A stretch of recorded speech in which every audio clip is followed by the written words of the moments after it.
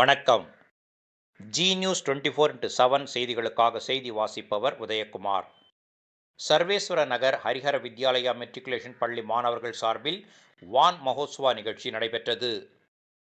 திருவள்ளூர் மாவட்டம் எல்லாபுரம் ஒன்றியம் தாமரைப்பாக்கம் ஊராட்சி சர்வேஸ்வர நகரில் ஹரிஹர வித்யாலயா மெட்ரிகுலேஷன் பள்ளி இயங்கி வருகிறது.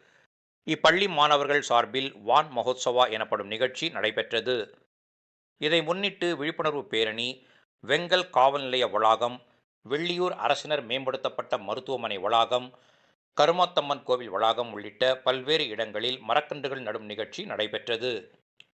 இந்நிகழ்ச்சிகளுக்கு பள்ளியின் முதல்வர் காயத்ரி ராஜ்குமார் தலைமை தாங்கினார்.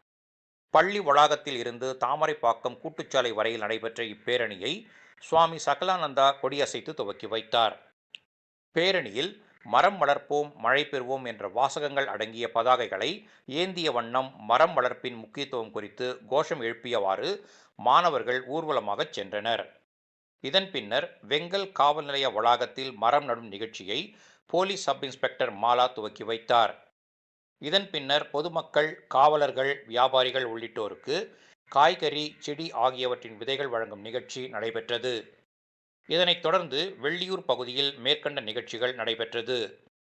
இதில் உடற்கல்வி ஆசிரியர் விஜயகுமார், ஆசிரியைகள் யுவராணி, நவநீதம், மகேஸ்வரி உள்ளிட்ட இப்பள்ளியைச் சேர்ந்த ஆசிரியைகள், பொதுமக்கள், சுகாதாரத்துறையினர் என ஏராளமானோர் கலந்து கொண்டனர்.